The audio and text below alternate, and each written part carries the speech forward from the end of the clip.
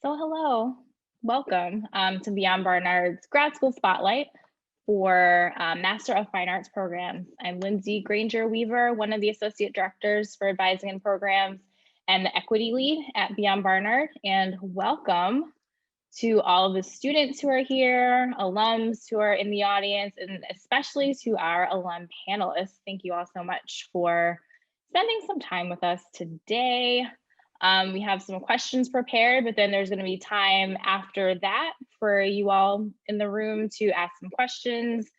Feel free to put things in the chat and let's get started. So panelists, and I'm going to start with Steffi just because she is closest to me on my screen. Just introduce yourself and briefly describe your academic and professional path from Barnard to the present. So I was an architecture major while I was at Barnard. I did some urban studies. I also had the opportunity to work on my own project as a Centennial Scholar. So I was interested in animation even when I was at Barnard, and decided to make my first animated film with whatever I could with sort of the media services. And I used Final Cut to sort of get that rolling. But after graduating, I wanted to get more into this field. I just love the storytelling aspect of it. And so I got involved in some production experiences, sort of independent films in New York, and landed sort of kept taking night classes too at SVA and NYU, and just sort of worked my way around experiences. And then I heard of this and that. So I worked on a documentary feature length that required some sort of coloring work. And then eventually I started doing art, sort of visual journalism. And by the way, all these, like, I'm just sort of navigating. I don't even know that these jobs existed. So it was just like, hey, do you want to do this? And it requires this skill. I was like, okay, I'll try it. So I was doing visual journalism for a while at the Dow Jones, and was sort of just like figuring out, and this was new too, because they were trying to explore something new.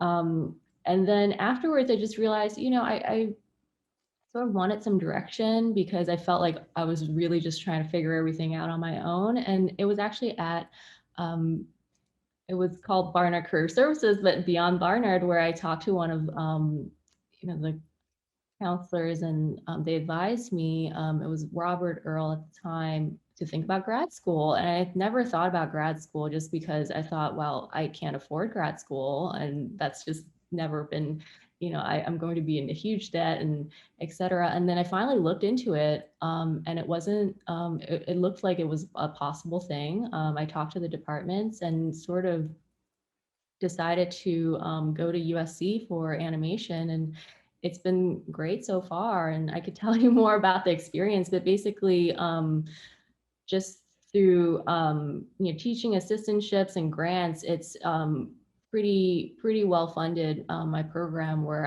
what I had imagined before was simply just not true in my situation now. So I was just really grateful to have this opportunity to really focus on learning this craft. Thank you. Who wants to go next? I'll let between Lillian and Jen. I'll go. Okay, so I am Jen Schulte, and I graduated a very long time ago, 96. It seems like a lifetime ago. I was a theater major. I remembered when I was in high school, I was deciding between Barnard and NYU. NYU had a very, conservatory-based program, not so much liberal arts. It was, you go to NYU if you're a serious actor and know that that's the only thing you want to do. And you go to Barnard if you want to have other options as well as being an actor, if you want to just get a little bit more of a liberal arts education. And I really, I grappled and agonized over my choice, and ended up at Barnard, and had a really great experience. But I do recall at the end, Steffi mentioned career services, and I remember going to career services and getting all the formatted letters for how to write a resume, how to write a cover letter. And for an actor, that's a very different thing than, you know, going out to get a quote unquote real job.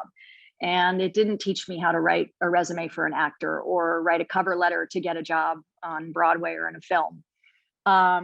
It gave me a great background in theater history. I feel like I am so well educated. At the point when I was at Barnard, we were, it was sort of a renaissance of world theater where we were learning. I had a class on kabuki. I had a class on no theater and Sanskrit drama. And I worked with the Bread and Puppet Theater Company.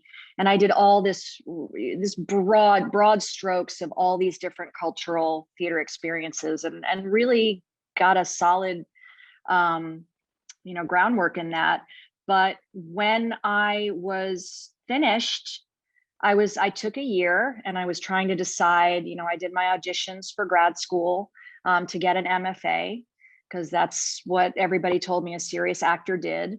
And I got waitlisted at NYU's grad program, and everybody told me, you keep going, you keep auditioning for that, and you hold out, because if you can get in there, your career will be set.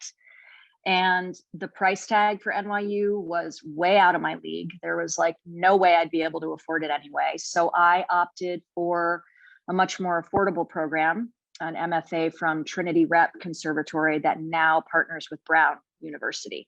When I was there, they were in the beginning stages of partnering with Brown.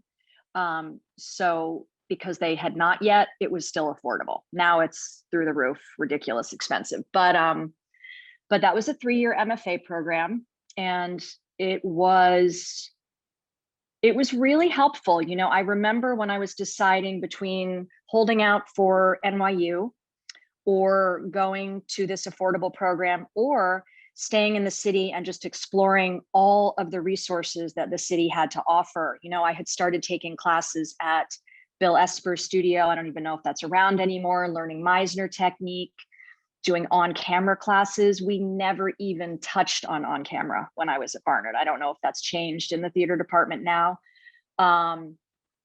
But like I said, it was, you know, when I was at Barnard, it was just a much more academic approach. We did productions. I had great acting experiences, but I was not ready to put myself into the world of acting. I knew nothing about auditioning. I knew nothing about on camera, as I said. I knew how to be in a play, and I knew how to do, you know, the dramaturgy, and I knew all the cultural background and history. So the MFA program that I decided on definitely gave me a solid foundation in acting, but again, not the business side. So, you know, here I am years later. I'm a mother of 2. I've had to kind of put my career on hold, and I look back and I wonder if I had not opted for the MFA, if I had stayed in the city and just taken more of the classes that these studios have to offer, piecemealed my own program together, and I don't know, just tried to learn a little bit more about the business of acting, which unfortunately is the majority of it. And a lot of MFA programs don't go there. They teach you it's all about go where your heart is. And if you love theater and can do nothing else, that's enough to keep you going. And I know that has been true for some of my friends, but you know, for somebody who hasn't had parents to help, hasn't had someone to help me watch my children, I would go on auditions, commercial auditions with my son in a baby carrier strapped to my front side and have commercial casting directors yelling at me. And I would say, please let me audition. I have the right to audition. I can't afford a babysitter. I don't get paid to audition. And you just have to, you figure it out. But I kind of wish that, as great as my grad program was, I kind of wish there'd been a little more prep for what it's really like to pursue this profession. So that's kind of in a nutshell. Oh, thanks for that insight. We'll definitely circle back to that. And then Lillian.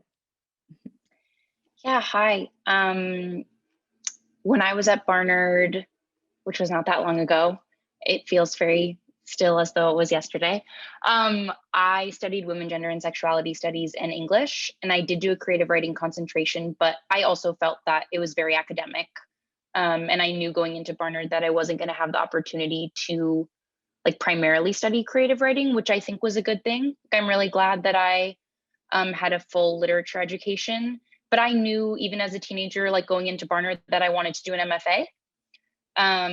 And so I made sure that I had like all the workshops that I could have, but now having done an MFA, I can say a fiction MFA, I can say for sure that most people in my program had not studied creative writing at all, or even necessarily English. So you definitely don't have to have done that. All of the advice that I got at Barnard was to take time off before doing an MFA, to not go straight into it from senior year, and also not to pay for it, which in writing MFAs is very possible.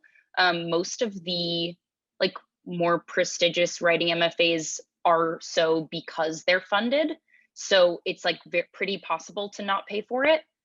I took 2 years off. I only wanted to take 1 year, but the first year that I applied to 8 MFAs and I didn't get in anywhere, which has happened to a lot of people that I know, and is really, I mean, like, I was very sad about it, but I think it was a good thing to have happened. And I applied the next year and got in a bunch of the places I had been rejected the first time, including full funding. So it was a very bizarre thing that I think it just requires a lot of persistence. I ended up going to NYU. I had a full fellowship. It was wonderful.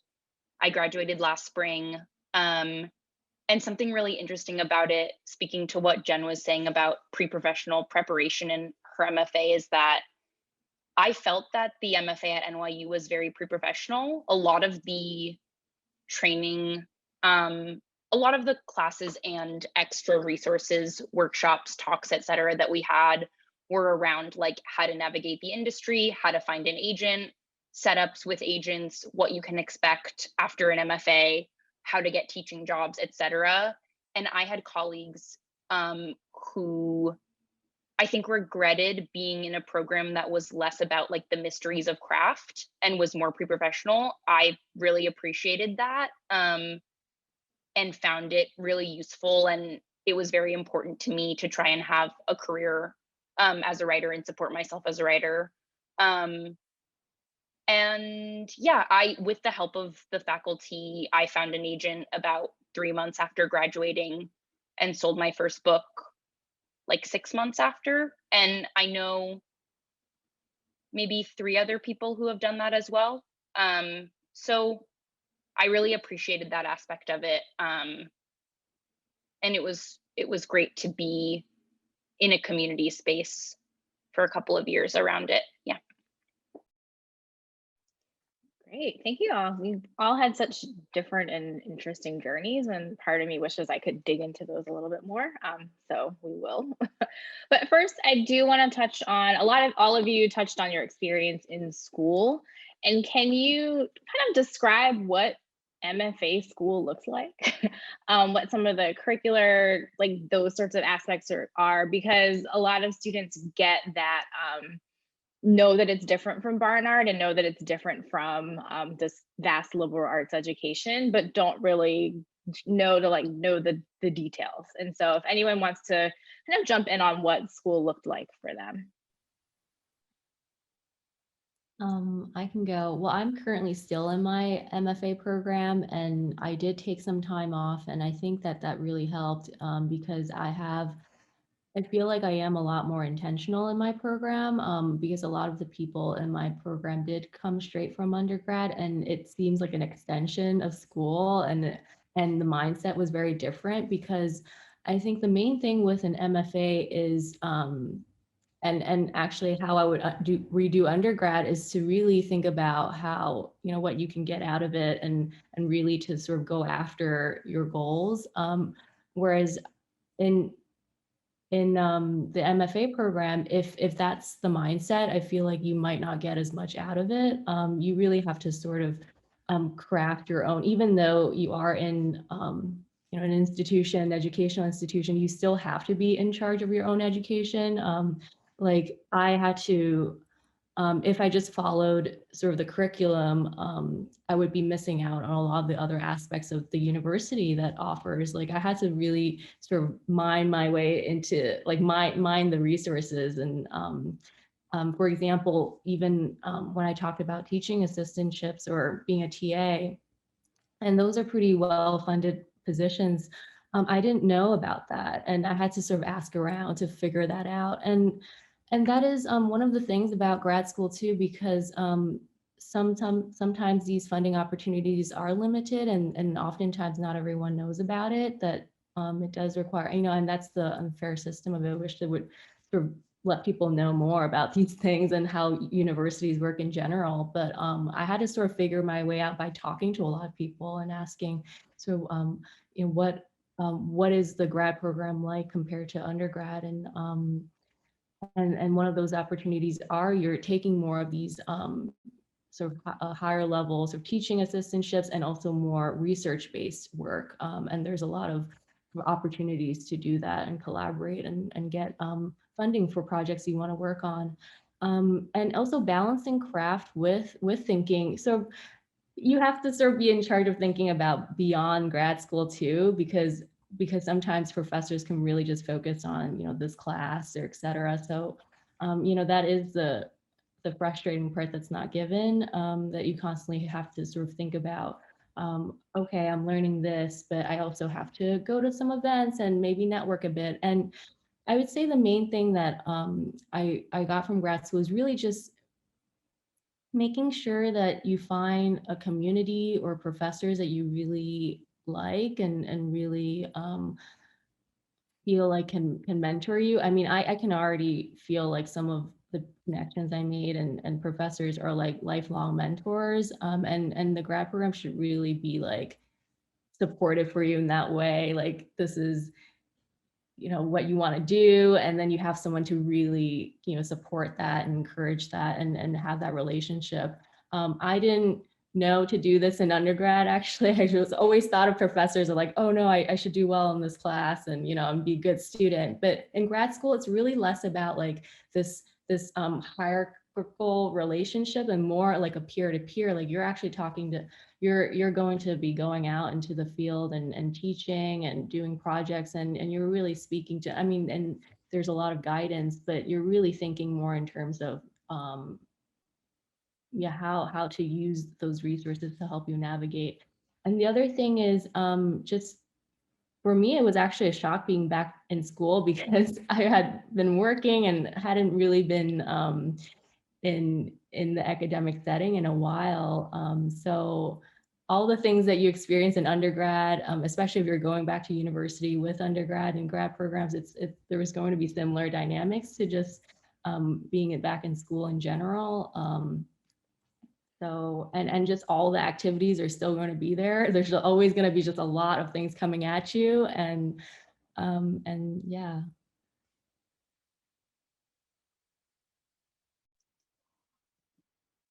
Anyone else want to speak to that?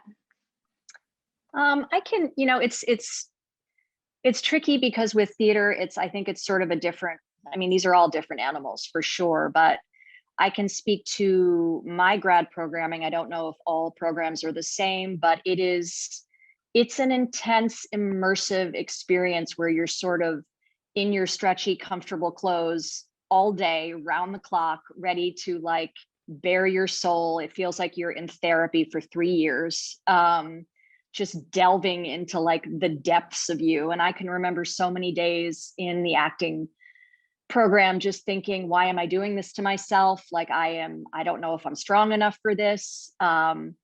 It's intense, I don't know if it's as much the peer-to-peer that Steffi was talking about.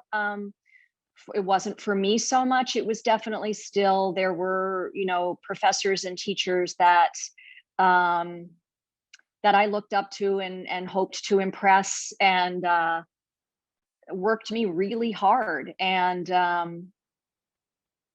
it's not for the faint of heart. I will say that, studying acting, to that degree, and really committing yourself to that. There were many times in my 3 years that I wanted to maybe reconsider. But it was nice in a way to get away from the academics, because as I said, and this is just my experience, I had come from a much more academic training program at Barnard, and then moved to we're just going to be acting all day, every day. We're going to be moving, voice training, all of that, all the time. And I was in a program that was connected to a regional theater company. So I would be in school from 9 until like 5 o'clock, rehearsing scenes, doing movement, voice, whatever. And then I got hired by the regional theater company to perform at night. So a lot of times I'd have to miss class to go to rehearsal, and then I would be performing every night and wouldn't be done till 11 or 12, and then would have to wake up for training the next day. And it wears you down to your core, and I think that's kind of intentional, for an actor, because that's unfortunately part of the training. But as far as the academic part, maybe this will be a question you ask later that I would love to touch on, where theater is concerned. My program in particular didn't so much focus on what if you want to teach this someday, because that's a large part of getting an MFA, being able to teach. My program didn't really focus on that. And when I left the program and came to the city and started pursuing theater, it was a great divide amongst my peers of those who go and teach acting are pretty much those who have failed at acting as a profession. And that is a really tricky kind of divide that exists in the theater world. And it also, if I remember, I don't know if Professor Dennison is still at Barnard. She was one of my favorite instructors there. She taught all the theater seminars. Oh, yay, I love her. And I remember having conversations with her after I finished grad school, and her talking to me about coming and teaching at Barnard and being a part of the community. And I just couldn't figure out and navigate how I'd be able to audition at a moment's notice and cancel my class. And so you can't really teach if you're pursuing it professionally, and yet every program will say they want working professionals to be teachers for their program, but they don't factor in that working professionals are not available to teach or have any kind of consistency to their schedule. I get 5 minutes notice and I have to get on a plane and fly somewhere, or I have to be in a trailer for makeup somewhere. Last minute, they change the script, things like that. I mean, you are always living on the edge as a professional, and you have no consistency. So teaching for theater, I hate to say it, but from my experience and perspective, it was sort of one or the other. And as I'm now sort of at the point with my children where I'm not really acting anymore, I'm looking at, okay, now I guess I would be available to pursue teaching. So I sort of took us off track, but I thought that was important. No, that's perfectly fine. Lillian, do you have some thoughts on this? Yeah, it's a quick answer, but I have to say that some writing programs are different than this, but my experience was much more relaxed than what I think either of you are describing, Steffi and Jen. I think the design of the program at NYU and at most programs, a big exception is Columbia, which is a full-time, like 4-class program, is that it's only 2 classes a week. And I would say half or a little more than half of the people I knew in the MFA were working either part-time or full-time while they were doing it. So it's not a big time commitment in terms of class time or in terms of workload.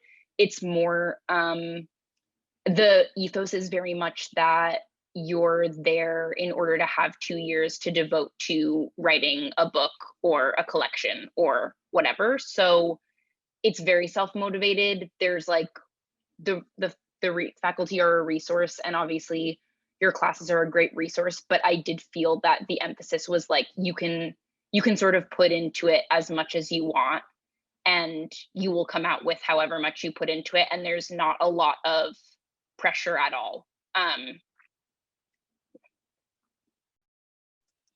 Okay. Yeah, I mean, it's really interesting to hear these different experiences, and it definitely varies by the discipline that you're pursuing in the arts.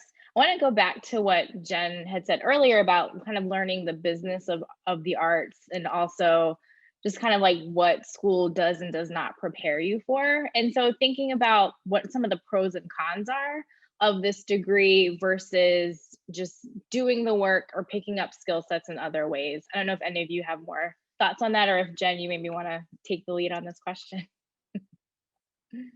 I just really love what Lillian said, which was that, we had such different experiences in terms of the pre-professional, experience.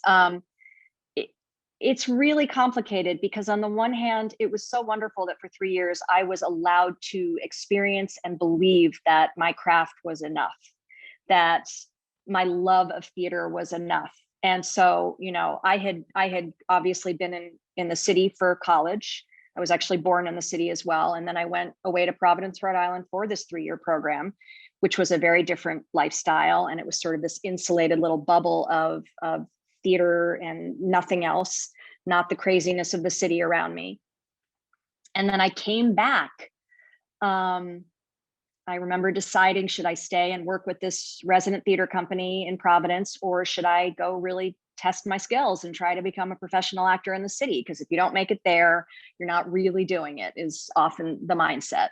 So I decided to brave it. And one of my classmates and I got an apartment together and we moved here. And I just remember getting here and thinking, oh my God, I am not ready for this.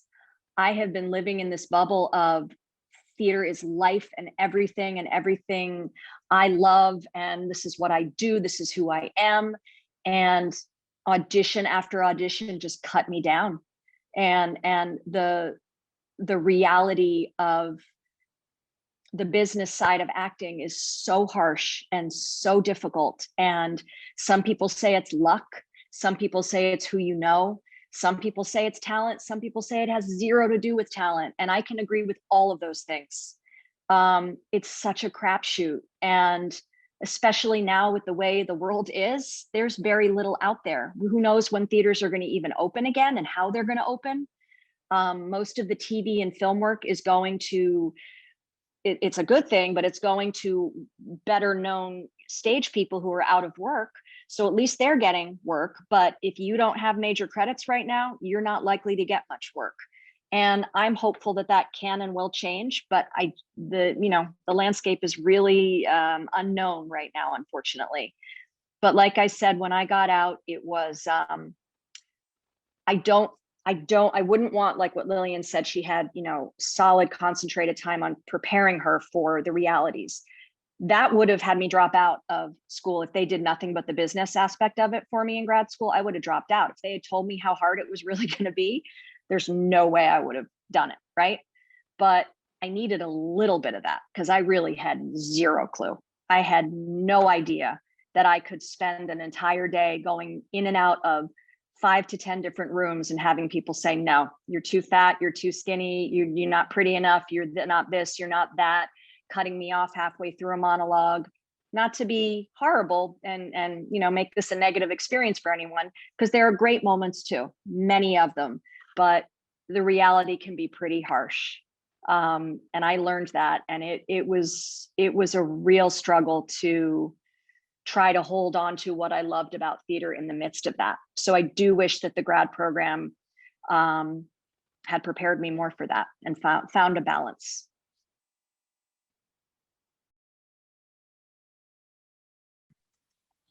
I can share I think for me, I was hustling right after graduating and sort of up until grad school. So I felt like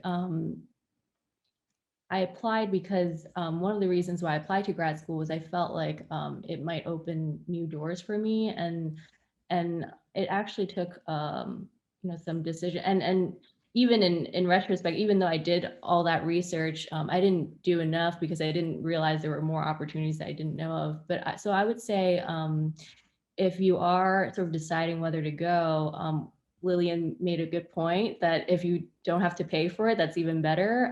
Because I think for me, because I've sort of done the hustle, I sort of know what this is sort of the reality of, I chose to continue to pursue this animation and new sort of new media and art and writing that grad school has just given me more. And after graduating, if that's what I have to do again, at least I feel kind of better about my craft, that I was able to spend these 3 years really focusing on it. I also felt like grad school did open some new possibilities for me, because I would say do research on who's in your faculty, who's in your program, because connections is a big part of it. Like I have professors who are so connected that they know of opportunities and they've gotten really prestigious grants, national grants that I'm interested in, and they would sort of demystify the process for me and how they applied and how they got it. So I feel like that's important when you feel like there's this world that's really inaccessible, and you can start talking to some of these faculty even before the program. They're able to sort of give you a sense of what it would be like if you were in there. And also USC is so, also look at the institution and their kind of track record. They are very kind of commercial facing. Like there are a lot of people who come back to speak, and just the alum network, and just the yeah, look at the program and what they actually do, if that, if that's part of it that you're interested in. Because ever since being here, I feel like recruiters are actually coming to the school to speak to us. I don't know what will turn from it, but it's nice to know that my classmates are actually going into some of these companies that, like all of these big animation studios and beyond, and live action. So it feels like, even though I'm not sure where I'm going to be, but I know people who are really close to me who are going into these things, that opportunities that are sort of, it becomes more attainable, because prior to that, I sort of I wasn't really in that world at all. And also I was in New York City. So even going to California, which I'm in now, is a whole different world, just because there's like opportunities there. So maybe think about where your program's located as well. And I was going to say another thing, but I might have, it might come back to me. Yeah, I agree about all. Actually, Lindsay, I don't even remember what the original, can you repeat the original question? Sure, just talking about pros and cons of going to Oh, graduate yeah. school versus other ways. Yeah. Yeah, of course. Thank you. Yeah, I think I agree with everything that's been said. And I think, like there are two main things that the MFA, at least the one that I did, can give, which one of which is like a cohort that, can be your colleagues as artists for a long time. Like I graduated a year ago, and I have a weekly workshop with like people who graduated over the last 3 years, and that's really nice. But I also think the main thing is like, it really is like a connections game, or it was to me. Like I don't really believe that like some people are special and talented, like I kind of think like you just have to have the time and resources, and like one of like, I don't think I would, I could have looked up online like how to get an agent, and there are a lot of good guides for it, but like I wouldn't have known how to go about it. And I also don't know that the agents that I reached out to would have been as likely to read my work or be interested in hearing from me. Whereas like, NYU both sets everyone up with meetings with agents of their choice through a university program, but also like the professors that you have are working writers who have their own agents and can introduce you to them. And that's sort of like an immeasurable thing that I don't know how I would have gotten in any other way. Yeah. Yeah. So, did you remember, Steffi? I saw you come off mute. Yeah, I was going to make a point about, I think it's more my program specific, just film and animation, that there's this kind of a lot of different realms. Like you can go the commercial sort of option, or independent, or teaching option, and all three are, there are people who actually go to the program to seriously pursue one of those 3 or beyond, and to see that that there is that option to, you know, it's not just commercial and not just one option, that they're able to sort of thrive in any of these spaces is great.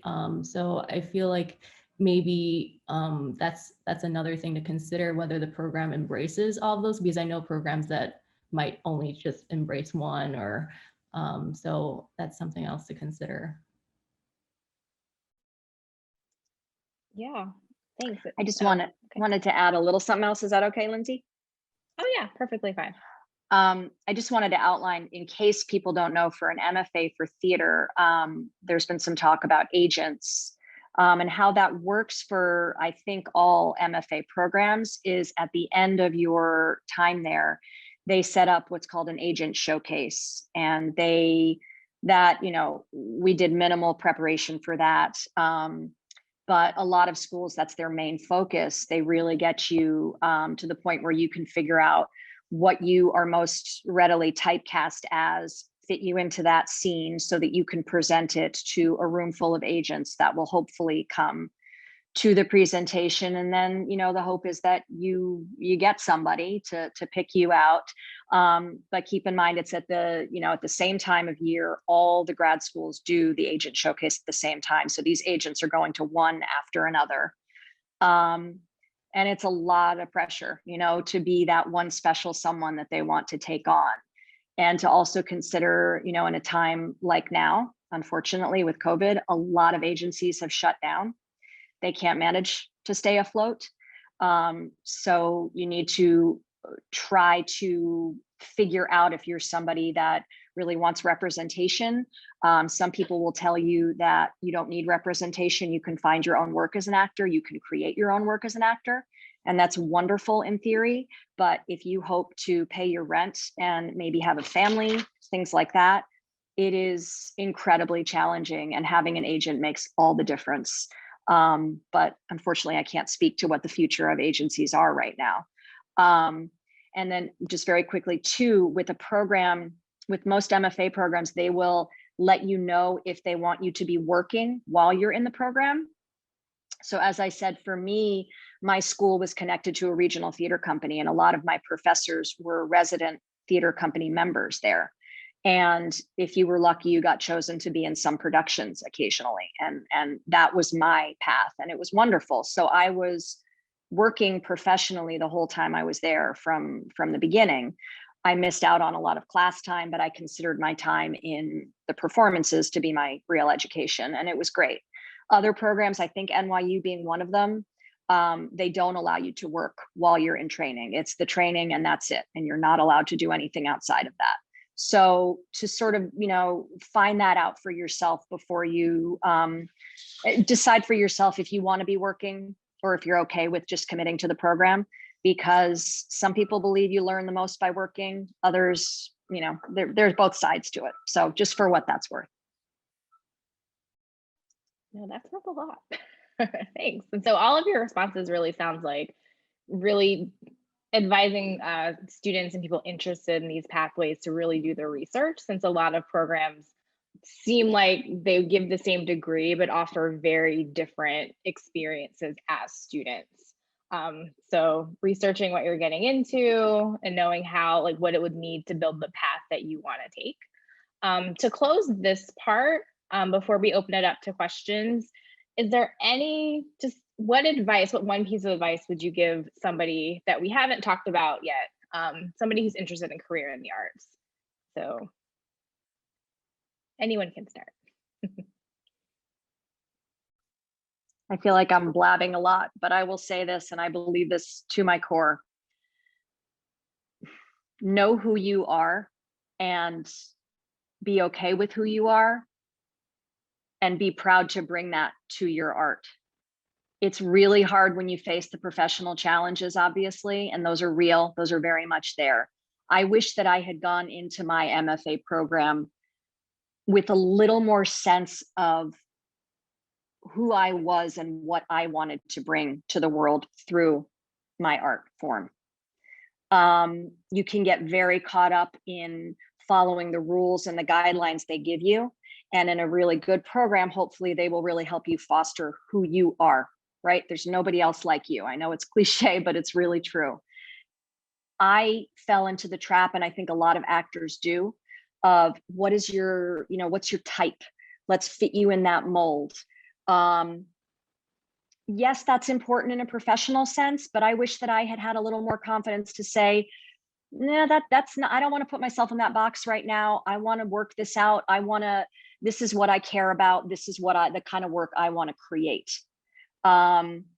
So following the guidelines, taking the advice, but having a really strong sense of, with the arts, like we have this chance to bring something to the world in a unique, creative, wonderful way, and just really using the time. I wish I'd used my time more, even undergrad and grad, to not apologize for who I am and work out and figure out who I am and what it is I want to say to the world, and not worry so much about rules. I agree with Jen. That's a really great point, and something that I encountered too going to grad school is this: all of a sudden you're going to be in a huge cohort of people who want to do very similar things than you do, and there's so much talent too. I was in like a classroom of people showing their work. I was like, wow, amazed. And then also you get feedback on your work, and then if that voice inside is not strong, you will sort of try to bend and please, and that happens in the arts because people are trying to help you and give you feedback, maybe classmates, well-intentioned, but you can sort of, I think you do need to have that center and just know why, that drive, what brought you in this space, what do you want to get out of it, what do you want to contribute to it, because that does help to differentiate yourself in some ways, and also make it more worthwhile for you, because you don't want to go through the program and then realize you didn't get what you want from it. Because part of the reason why I went back to school is I wanted that voice to be stronger. I want to really embrace that, feel that confidence, and really use the community to do that, versus like, tell me what I should do, which is not why you should go to grad school. And also just thinking that helps when you see people sort of getting opportunities, like, in my program, people are going into Disney or Pixar and et cetera.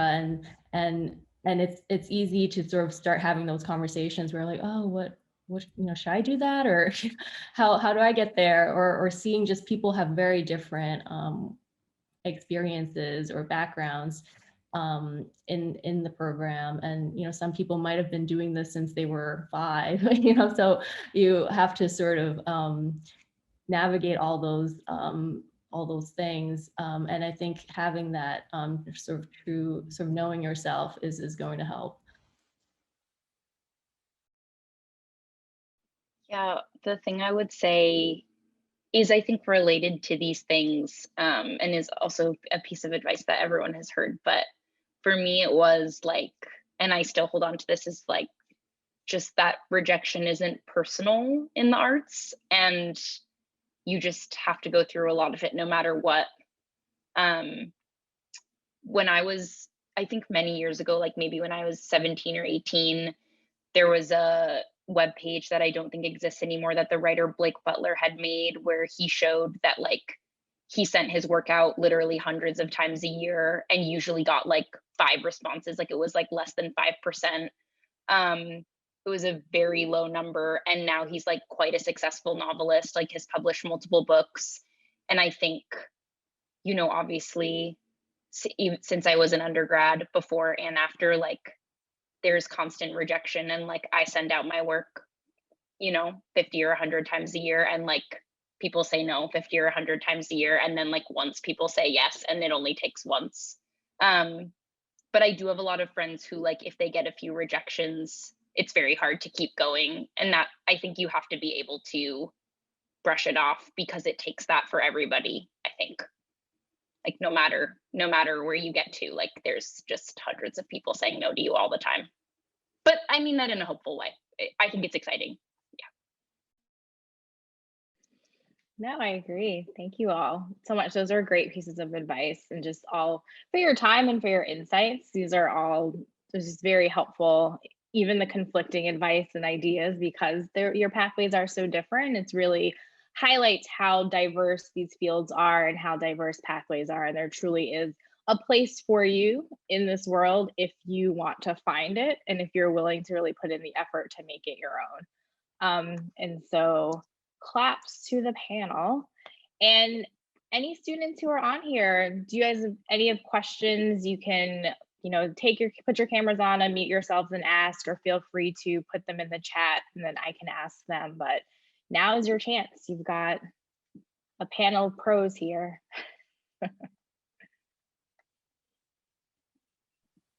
Melissa. Eliana? Yeah, like how worth it is it to do the creative writing concentration in the English major here? Is that like, if I decide not to be a writer, is that gonna write me off from getting a lot of jobs? Like, should I just do the regular English major? I don't think it can possibly hurt. I think it's like 4 classes. And if Mary Gordon is still teaching, which I think she is, the best classes that I had were with her, and I thought she was an incredible teacher. Thank you. Eliza? Hi, Sorry yeah, in advance if I butcher anyone's name, by the way. good. You did it great. I joined like a few minutes late, so it's possible I may have missed. But I was wondering, I guess, like what tips all of you had for undergrad in terms of like making connections with undergrad professors and like mentors and stuff. Because like I know that like having letters of recommendation and also just like connections to programs is a huge deal. And I guess I'm curious on like what your advice is regarding that and like people outside of professors as well.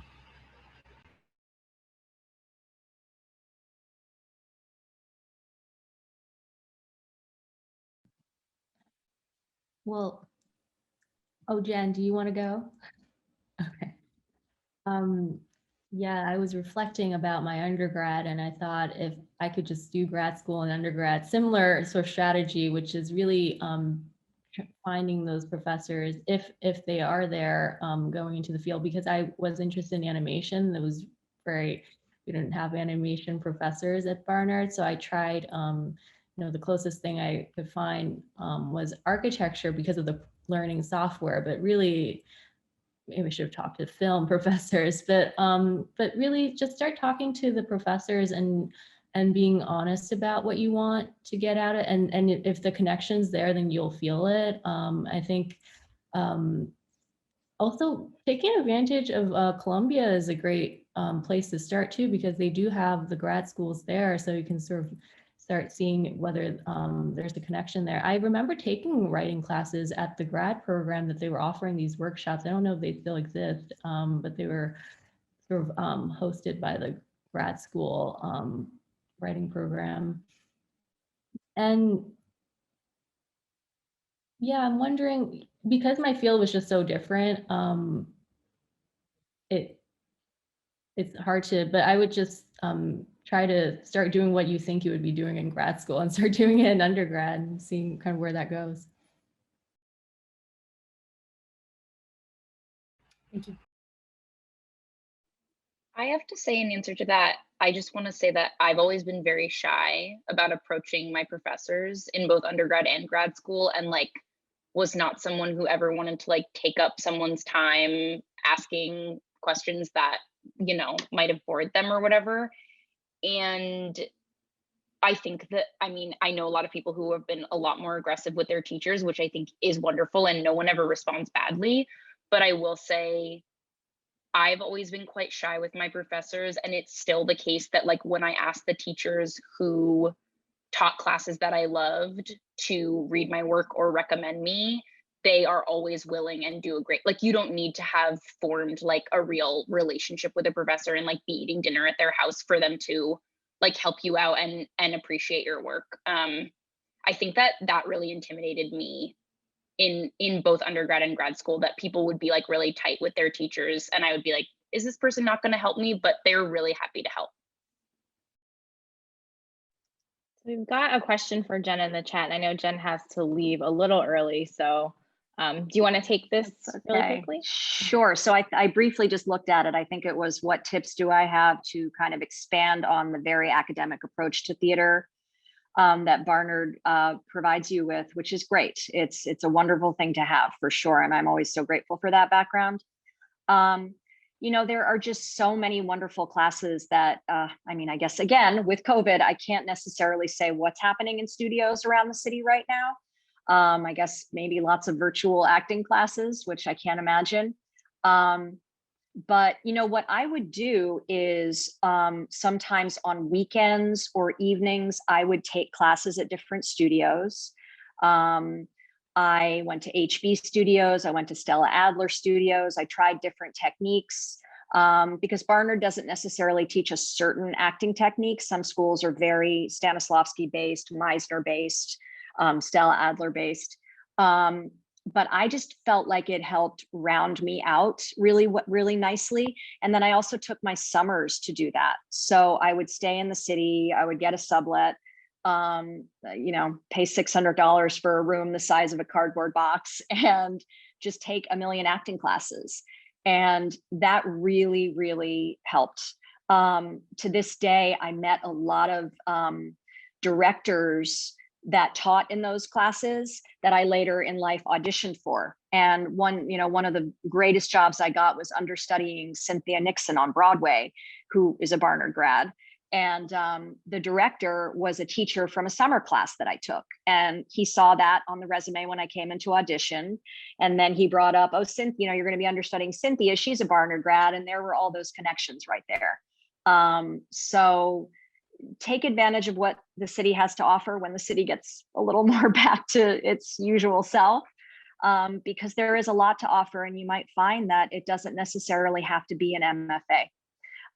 Because like I said, I was at that critical point where it was, do I do MFA so I can teach someday or show that I have an MFA? Because people told me that in general, for hiring purposes, they take actors with an MFA more seriously.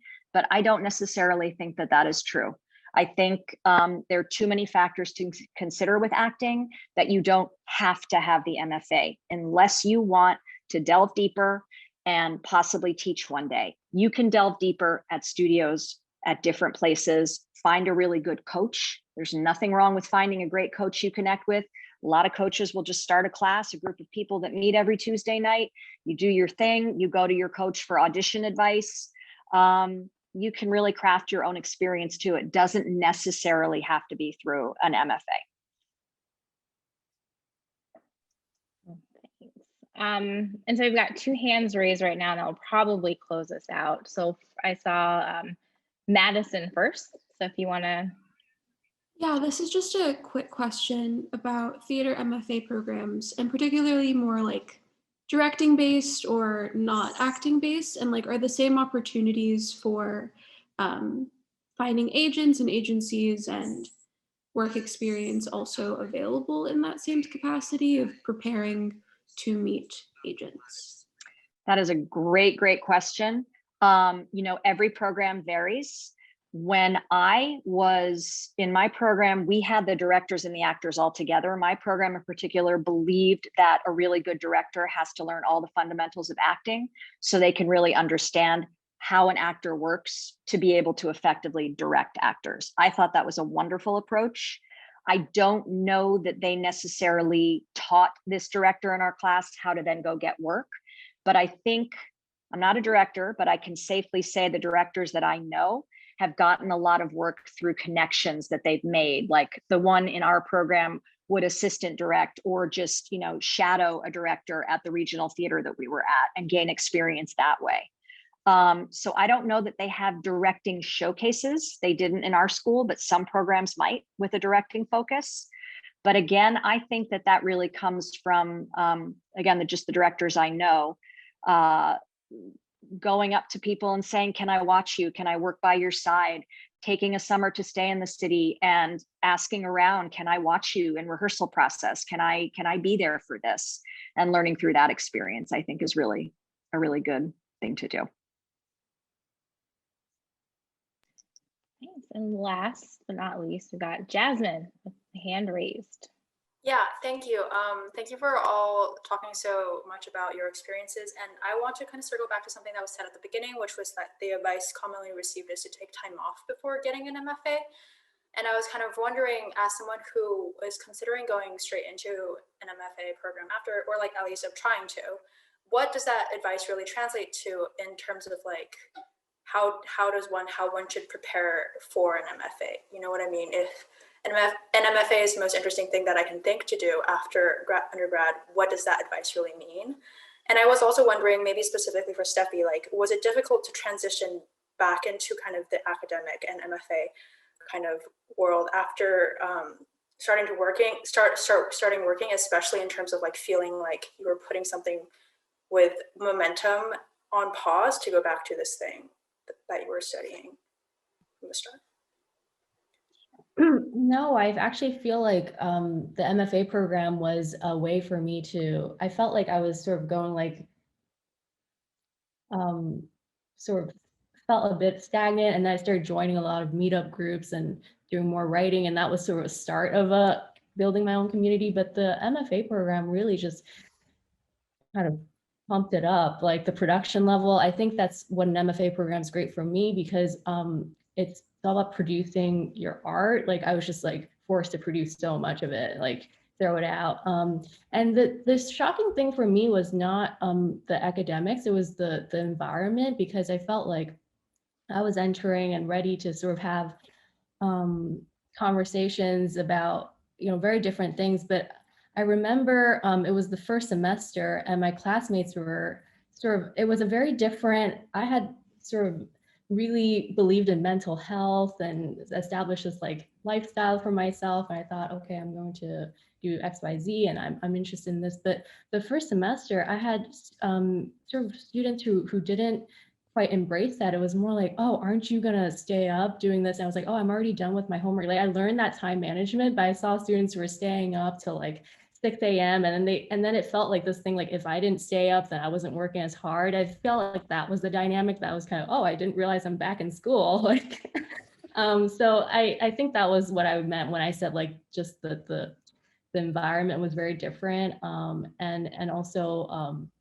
the politics of school. And I was like, oh wow, okay, I'm really sort of in a whole different environment. So that was the only thing. And advice for if you were to go directly to a program, maybe even just spending, I think the thing that was beneficial for taking that time was just having a bit of work experience. So if you've been doing internships or just having a bit of that kind of taste for sort of, because academics and sort of or just outside world could be very different. So if you have that perspective, that would help you to always, you know, consider that while you're in school. So it's not a shock when you go out of school, because when graduating Barnard, that was another shock, that I had been in this really amazing, supportive kind of Barnard environment. And then once I was out there, some work environments were not that great. And sort of to realize that kind of what communities you're in, and also just this idea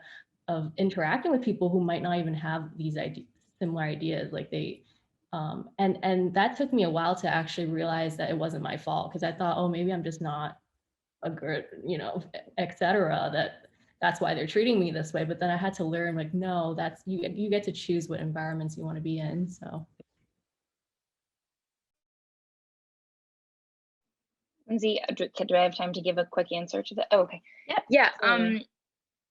The 2 years that I took off between undergrad and grad school, I worked in a bookstore full time, and it was nice, although I was also impatient to get to grad school for sure.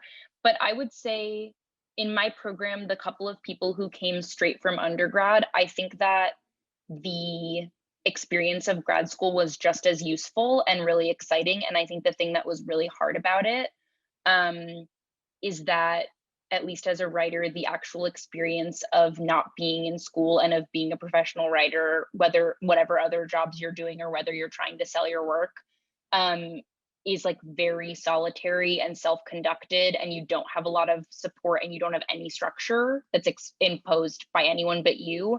And so I think the thing that was hardest for people who went straight from undergrad is like graduating 2 years later and being like, I have no context for how to do this outside of a school environment. Whereas if you've been working as an artist, even not selling your work, but working and making art outside of school for a couple of years, I think that's a lot less daunting.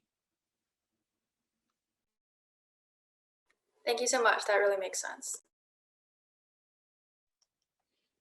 Thanks, everyone. Thanks to the panelists. Unfortunately, Jen had to go pick up her kids who are lovely. I've met them. But thank you, Steffi. Thank you, Lillian, for sharing all of your wisdom here. Really appreciate that. I can put the emails in a follow-up email to everyone who's here. I'll send that out tomorrow, as well as with panelists' bios. But thank you all so much for coming. Really appreciate it. And yeah, that's it from us. Yeah, thanks, Lindsay, for organizing. Thank you, Lindsay. Yeah, thanks everyone for tuning in.